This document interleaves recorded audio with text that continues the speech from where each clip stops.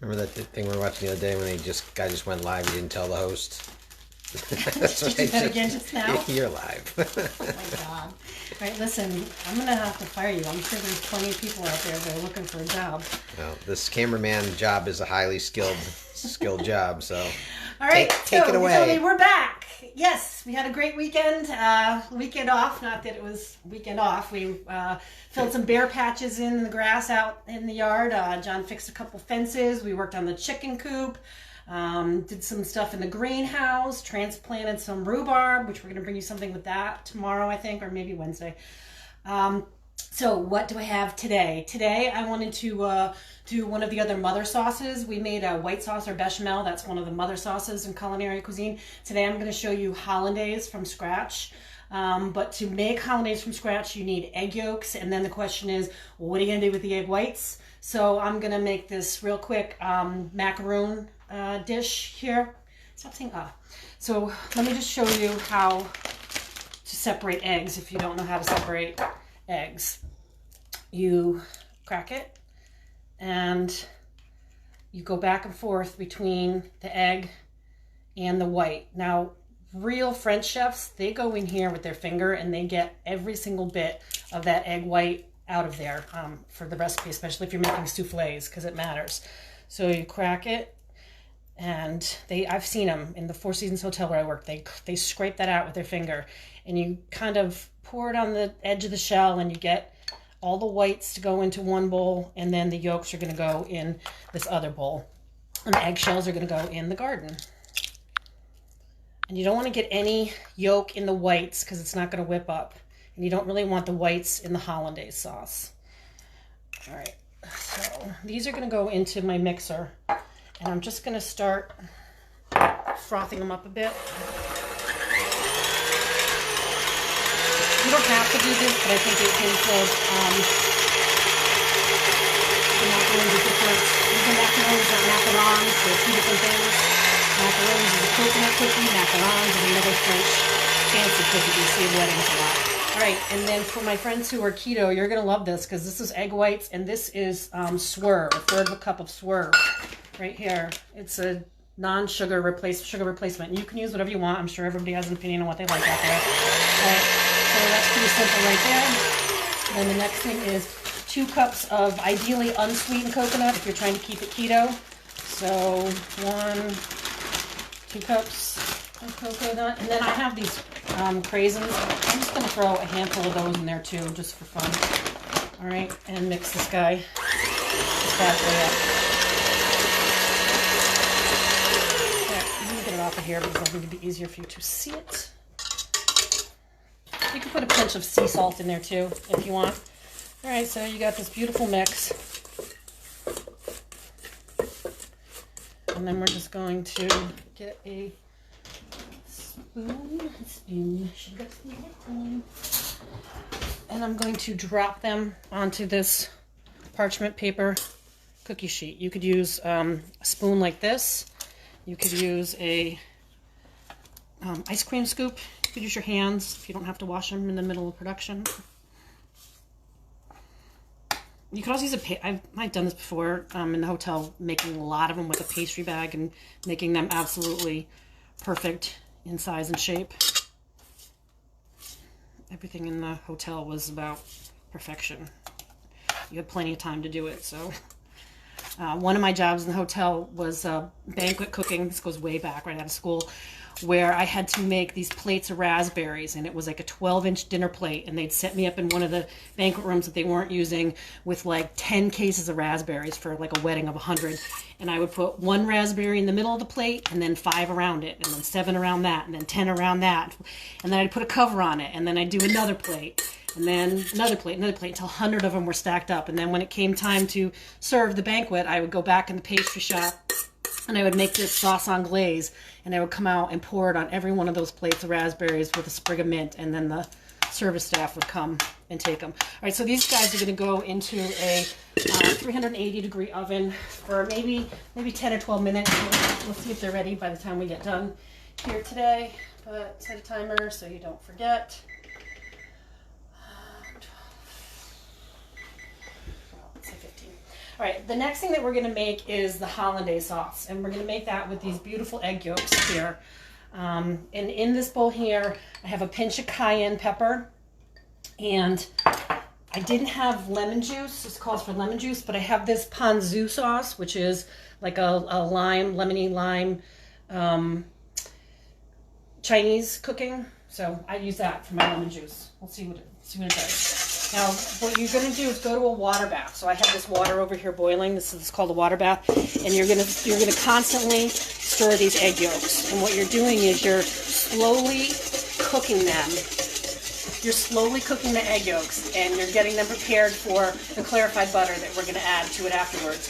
So you cook this until a line can be drawn through it. I'm just going to demonstrate that right now it can't. See how that comes back on it? So don't stop, don't stop, don't stop. You can also do this right on the flame, but you really need to know what you're doing to do it right on the flame. Otherwise, you're going to make scrambled eggs, and you're not going to be very happy with that. So I release some of the heat because it gets really hot in there. The alternative to this is the Swiss Hollandaise sauce, but I figured I'd go ahead and show you this classic presentation of how to make this happen. All right, you can see that it's starting to hold that line now. So this is cooked. So I want to make sure that all of this is down in here. We're going to go over to this board. Don't put it on a cold counter. Put it on like a cutting board with a towel. And this is clarified butter. Clarified butter is all the yellow part on top there, not the milk solids. And I want to put it in this because I'm going to slowly add it, and you'll see that I'm going to take the clarified, the yellow part, off the white milk solids. Okay, that's the salt and the milk that comes in butter. Now, I put it in this today. This is an old stoneware pot. I put it in this to stick it in the microwave. Don't do that, because when I took it out, this was like on fire. So I don't know what's in stoneware. This is really old. I don't know what's in it, but it's not microwave approved. All right, so this is going to drizzle into here, and you're going to whisk the whole time to create your emulsion. You could tell these are the eggs from our chickens because they are, I mean, they're orange. They're not even yellow. This isn't going to be yellow hollandaise. This is going to be bright orange hollandaise. And you want to get all of that incorporated in there.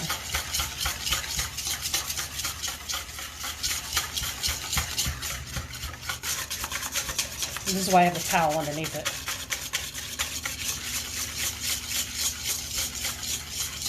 So this was 3 egg yolks, a pinch of cayenne, maybe a tablespoon of that ponzu, or 1 lemon if you had a lemon, and then 6 ounces of clarified butter added slowly.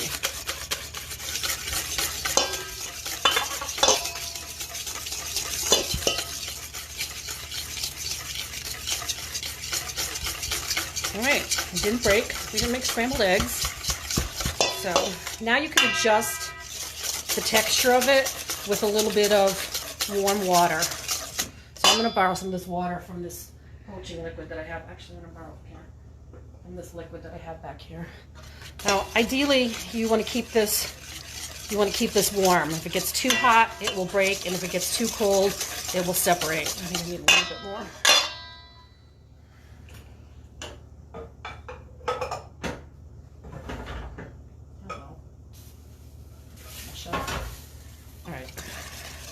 Just a little too thick still. I'm going to bring it.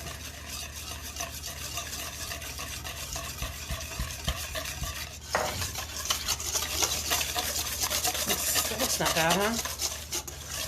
All right, so give it a taste, because you could add white pepper or salt. No, doesn't need anything. The cayenne, actually, that's really good. That tastes really good. I know, John, this is one of your favorite things. Yep. This is a great way to get kids to eat vegetables too, and I'll show you at the end. This is really good on broccoli and asparagus, and also on poached eggs, which is what we are going to do next. I have an egg over here. All right, so we're going to go back over here now. And I have, this is called a sautoir, this kind of high saute pan. This is perfect for poaching eggs. So I just want to show you how to poach. It's not curved and thin like a saute pan. A saute pan is shallower. Let me just grab one because it bears.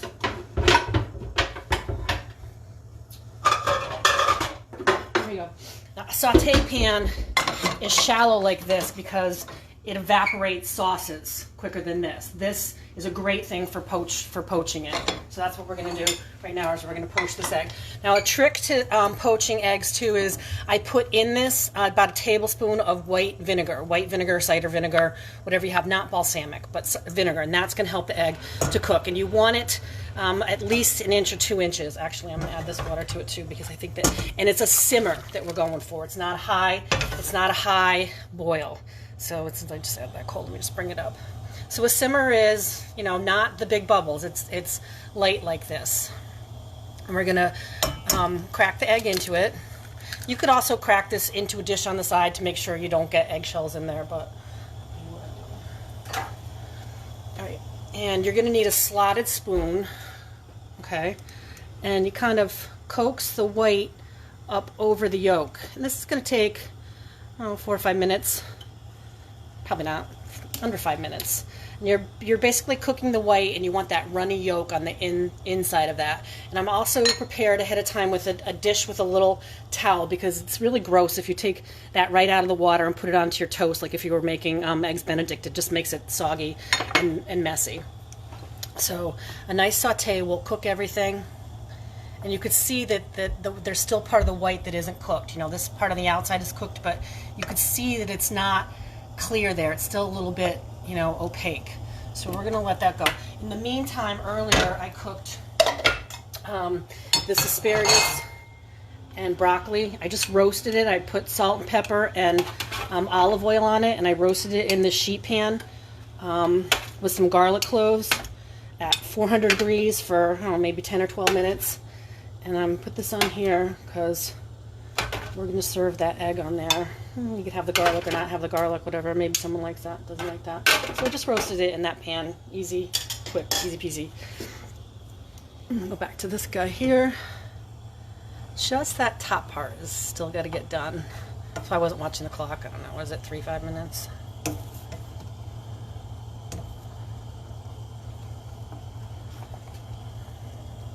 Now it's starting to boil, and you don't want it to boil. So lower it back to that simmer, okay? Boiling is just going to make that hard in there. And this is a classic cooking technique too, poaching. You can poach salmon, you could poach vegetables, you could poach fish, but this is egg poaching for you all today.